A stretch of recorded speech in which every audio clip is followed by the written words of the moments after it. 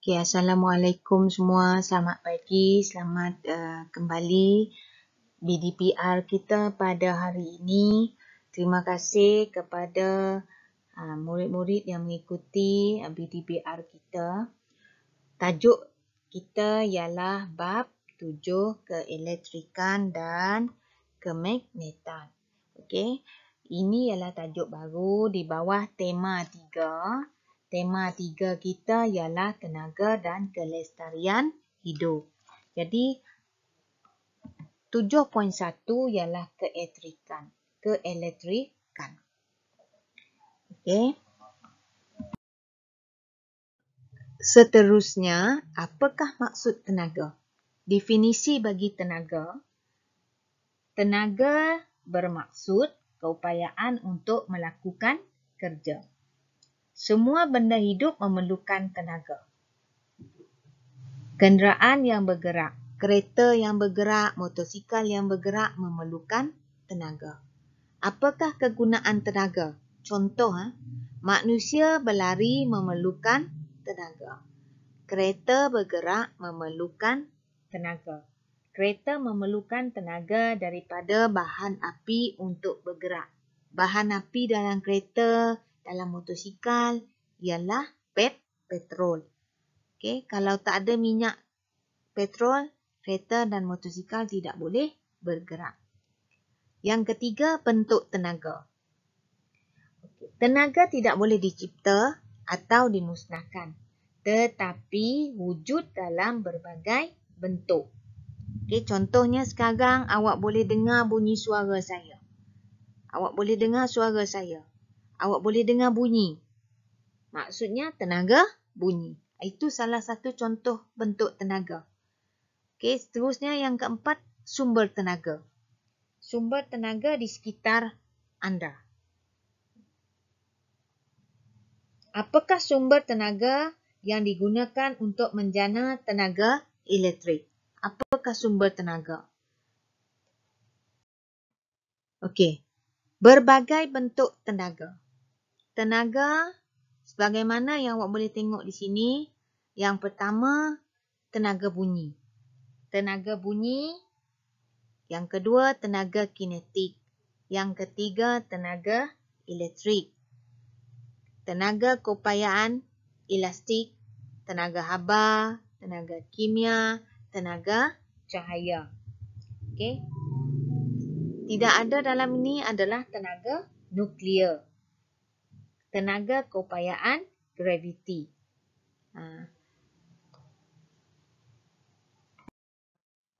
Berbagai sumber tenaga. Ada 7 sumber tenaga. Yang pertama, bahan api fosil. Kedua, air. Ketiga, angin. Keempat, radioaktif. Kelima, geoterma. Keenam, matahari. Dan ketujuh adalah biodiesel. Okay. Bahan api fosil contohnya arang batu, petroleum dan gas asli. Yang kedua, air ni yang berada di empangan digunakan untuk memutarkan turbin dan menjana tenaga elektrik. Ini beberapa contoh sumber tenaga. Cas elektrostatik. Apakah maksud cas elektrostatik? Cas yang statik. Cas yang pegun. Cas elektrik yang pegun atau cas elektrik yang tidak bergerak. Itu ialah elektrostatik. Kajian elektrik statik dikenali sebagai elektrostatik. Yang pertama, dalam cas elektrostatik yang akan kita pelajari nanti ialah kesan penghasilan cas elektrostatik, dan kedua adalah alat yang dikenali sebagai elektroskop. Okey, dari rajah ini, slide ni, perhatikan bilangan elektron pada bahan. Kalau bahan tadi dikatakan bercas positif, bercas negatif dan neutral, awak kena perhatikan bilangan proton. Bilangan proton maksudnya proton itu bercas positif. Elektron bercas negatif. Yang pertama kita tengok bercas positif. Sesuatu bahan dikatakan bercas positif jika bilangan proton lebih daripada bilangan elektron. Awak kira sini yang bercas positif 1, 2, 3, 4, 5 cas positif. Elektronnya 2. Maksudnya bahan ini bercas positif. Sebab apa? Bilangan protonnya lebih banyak daripada bilangan elektron. Okey, rajah yang kedua, bercas negatif. Kira yang bercas positif,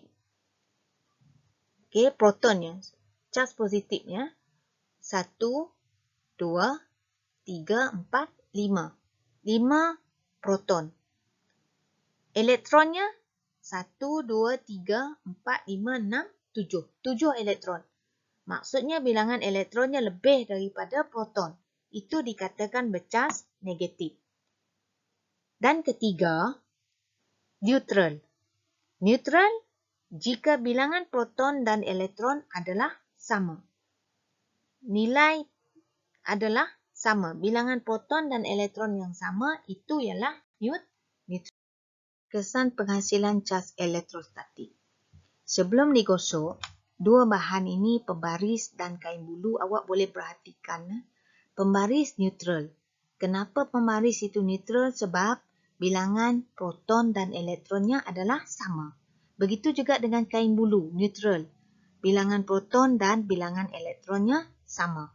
Tapi selepas digosok, berlakulah pemindahan elektron. Pemindahan elektron maksudnya yang cas negatif tadi bergerak ke pembaris. Cas elektron bercas negatif yang bergerak. Tetapi proton tidak bergerak sebab proton adalah cas yang tidak bergerak. Perhatikan pada kain bulu. Cas positif iaitu proton dan elektron. Okey, jadi pemindahan elektron, cas negatifnya dipindahkan ke pembaris. Jadi lebih cas negatif pada pembaris. Jadi pembaris dikatakan bercas negatif sebab elektron dipindahkan. Elektron itu ialah yang bercas negatif. Apakah contoh dalam kehidupan elektrostatik? Satu contoh dari rajah ini ialah kejadian kilat. Yang kedua, fabrik pakaian.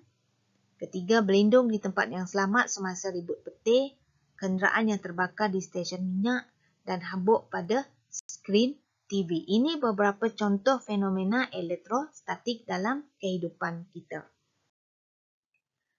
Tugasan awak nyatakan sama ada penyataan itu betul atau palsu. Kalau penyataan itu betul, awak tandakan betul. Dan kalau penyataan itu palsu, awak tandakan pangkah. Ada 5 latihan sini, tolong buat. Okey, tugasan yang kedua. Okey, dalam tugasan yang kedua, yang pertama, awak lukis dan label struktur elektroskop. Awak lukis elektroskop dan label. Yang kedua, senaraikan 2 sumber tenaga dan 2 contoh bentuk tenaga. Dan yang ketiga, apakah maksud konduktor kilat? Jadi saya ulang, awak ada 2 tugasan. Tugasan yang pertama tadi, betul atau palsu. Yang kedua ni, lukis dan label struktur elektroskop. Seterusnya, awak senaraikan 2 sumber tenaga dan 2 contoh bentuk tenaga. Dan yang terakhir, apakah konduktor kilat? Terima kasih atas perhatian awak semasa PDPR. Saya mengharapkan semua awak membuat tugasan saya dengan bersungguh-sungguh. Terima kasih. Assalamualaikum warahmatullahi wabarakatuh.